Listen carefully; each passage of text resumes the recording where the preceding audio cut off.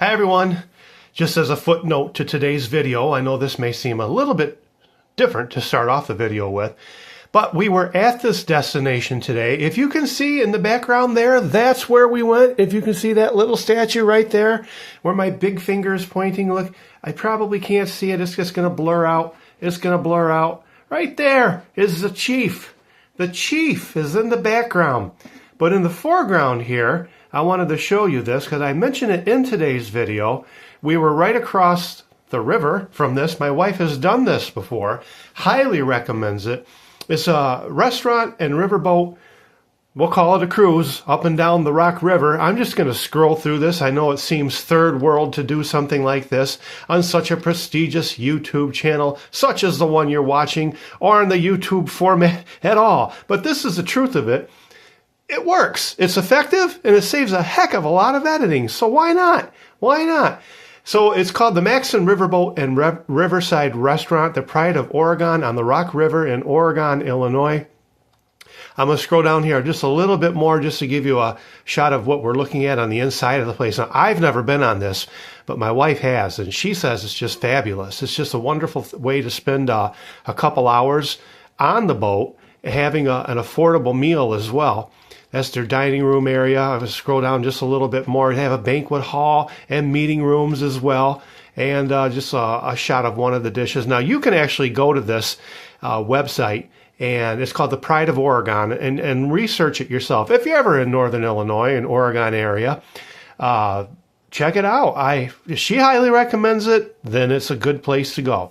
One more little thing I want to show you before today's video. Now, the name of the statue we're going to be looking at in this video is actually called the Eternal Indian, sometimes called the Blackhawk statue. Now, I can tell you, everyone that I know that was born and raised in this area calls it the Blackhawk statue. Until I researched this, I had no idea it was even called the Eternal Indian. It was dedicated in 1911. It's perched over the Rock River on a 77-foot bluff overlooking the city. You're going to see this in this area in today's video. I don't want to spend a lot of time on this because it's time for the video. Are you ready? Let's go. The Blackhawk statue was created between 1908 and 1910 by sculptor Laredo Taft and artist and engineer John G. Prussian. Look at this. Look at this. This really gives you an idea of how it all started and came about. Here's where we are. Lowden State Park, named after a one-time governor, Franco Lowden. And this was once a retreat, actually. There was a colony that lived over here. It started as a tent camp and became an artist colony. Look at this view. Look at this view. Let's just get out here and look at this. You've waited long enough to see this guy. When I was a kid, we'd be over there on Route 2. And we always knew we were getting close. This is with my grandparents, my Nana and Nanu. We knew we were getting close to Woodhaven Lakes when we would see this guy here. This guy here. Wow. Here's what we used to call Chief Blackhawk. Of the Blackhawk, and will you just look at this guy? He's massive. Absolutely massive. Holy cow. Oh, man. Wow. Here's the view. Of course, we're not leafed out yet, which actually gives us an even better view of where we're at.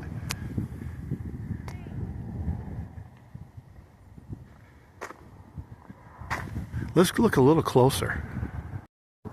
Okay, so we're looking at that building in the distance, that gray building, which is a hotel, motel, however you want to refer to it. And you see that boat parked in front of it. Well, my wife tells me that her and a group of friends several years ago, apparently you can charter that boat, and it's a lunch and a tour down the Rock River. Starts here. We're basically just outside of Byron, Illinois. It's about a 2-hour, not a 3-hour tour like the SS Minnow went on, but this is a 2-hour tour, and whatever the name of that boat is. We'll see if we can get some more information on that. But this is an interesting little factoid. We were actually talking about this boat on the way down, and had no idea where it was. Here we come to park in front of the statue. There it is. Now my wife's already beat me down these steps a little bit. Look at this. Tick bite prevention. Remember we just talked about ticks. Caution, steep and rough trail. You gotta be kidding me. She's way down there. I think she's got quite a bit of ambition right now. That and the coffee that we had before we came down here. Because here's the thing. Going down these steps doesn't seem to be so difficult. Going back up these steps, now that might be a problem. That might be a problem. Let's get down there and see what we're looking at. I can't believe I just did that. Will you look at these steps? Coming down these steps, not too bad. Not too bad. But here's the thing. You gotta go back up these steps. She's laughing in the background. I don't know how. I don't know how. I don't know how. I think, isn't there supposed to be a chair right here? An electric chair that takes you all the way up to the top? That's what I need. That's what I'm looking for. But we came down here for the money shot. This is the money shot. This is the Rock River, looking awful majestic today. Oh, and of course, you cannot have a spot like this, a potential fishing spot, without this, because I have seen many of these in my lifetime. In fact, I have contributed to some of these in my lifetime. Do you see the bobber hanging in the tree?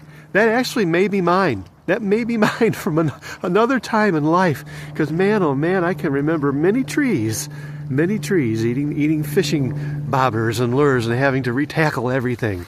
Oh yeah. I don't know, this looks like an awful opportune moment for a Jason sighting or something. I'm not sure. Okay, so I guess this means she'll allow me to put her into the. But look at how far we got to go back up. Okay, yeah, the price is wrong. Well, here we are. Let's go back up to that statue. There's some information I want to tell you about that, and there's a heck of a lot on Wikipedia as well. But the idea that it's the second largest statue of its kind in the world, that really surprised me. That's according to Wikipedia, and it's called a monolith, which basically means it's one piece of stone. One piece, not several pieces like the Statue of Liberty maybe, or something like that. But you know what? It's time to get back up these steps. Let's see if we can, how long this is going to take. I'm glad there's benches along the way. Are you in this to win it? Huh? Are you in it to win it? My wife just tells me that each section has about 25 steps. I've got 1, 2, at least 3 more to go. We've just done 100. You people that are young or have great agility, I salute you. I salute you. Because what I'm going through right now is leg burn. Wow, like you would not believe. And if this makes for boring YouTube video to see a man suffer going up steps, are you not entertained? Are you not entertained? Wanted to give you a little view of the chief from where he stands, looking out over the Rock River. There's the chief. There's his view, looking out over what was once lands of the Blackhawk Indian.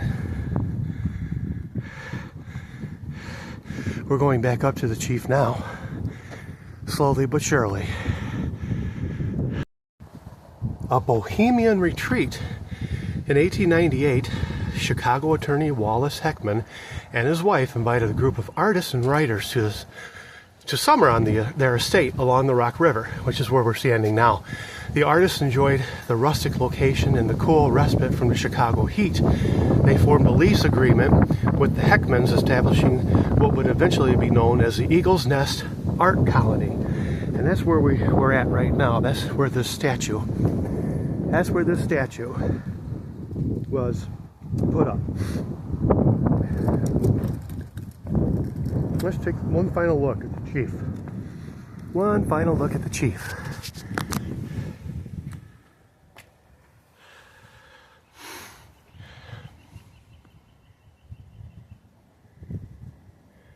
Hey, Chief. Looking proudly over his lands and people.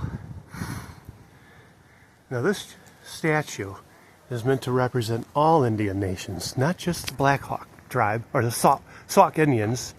Hope I'm pronouncing that right, S-A-U-K. Look at the beautiful blue sky. Look at the great backdrop. And speaking of backdrop, I better watch out where I'm backdropping to, or I'm going to backdrop a long way. A long way.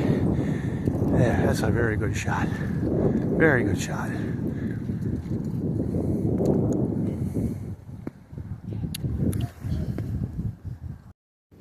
Now, one thing I didn't notice about this place, excuse the bumping, as you can see, it's not a really greatly paved road, but there's camping here. Camping in Lowden State Park. I didn't know this, and there's people out here already. There are people camping, roughing it, as you might say. For me, I don't know, I guess if I'm in a camper with a commode and a shower, I'm probably not roughing it too much. I'm having a good time out here. It's supposed to get around 50 today, 60s tomorrow. Lowden State Park, and the chief will be watching over them. He's pointed the wrong way. He's pointed towards the river. But, you know, it's got to be awful comforting knowing that Chief Blackhawk is right there in your backyard while you're camping. Well, that's a nice shot, isn't it? All that greenery and the blue sky. That looks really nice. I like that. Let me tell you, that wind out there right now is no joke. That is below zero, freezing. But man, that's a pretty view. That is a real pretty view, actually. I hope you're liking it. I'm liking it. This is really nice. We were on the way back home. We thought we'd stop here at Lake Louise, which has been in the area since 1947. Now, I've never been here before as far as swimming goes, but my parents used to come here a lot as kids. And many a story I can remember them telling me about this place, Lake Louise, which has been in the area since 1947. It's RV park, camping, more of a private place, but open to the public during the summer months or whenever their months of operation are, which I'm really not sure. I would imagine it's in the spring, summer, fall. Just a lovely place. You can see the nice beaches they have here. Nice waters. I'm sure I wonder if they have a filtration system. You can see where the swimming markers are out there. We have a lake in our area called Pearl Lake that actually has a filtration system in it. I don't see anything shooting out of the water here, but by the looks of this water, I'm guessing it's pretty darn clean, pretty darn pristine. You can't have a lake. You can't have a lake without these guys here. The goslings, the geeslings, whatever you want to call them. Midwest's finest, ladies and gentlemen, may I introduce to you Canadian geese. Canadian geese here just outside of Rockford, Illinois. You just can't. You can't have a lake without geese, can you? It's like there's no crying in baseball. You can't have a lake without geese. Hey guys. Hey guys. Okay, we'll be going now. I hope you didn't leave your trademark poo-poos on the road for my tires. Oh man. Oh, leave nothing on the beach but your footprints. I don't know if they can read this sign or not. Leave nothing. Do you guys know you're supposed to leave nothing on the beach but your footprints? Filthy, filthy, filthy.